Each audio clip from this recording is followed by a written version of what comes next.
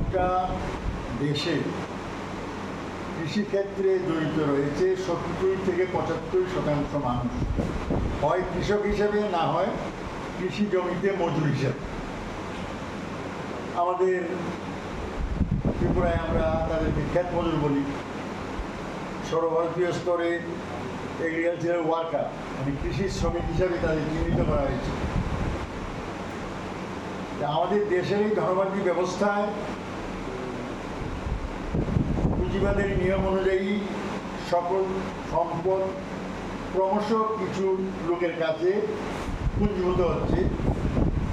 জমিও গরিব প্রান্তিক যে চাষি তাদের হাত থেকে ধনী এবং অকৃষক যোদ্ধাদের হাতে স্থানান্তর হয়ে যাচ্ছে। ফলে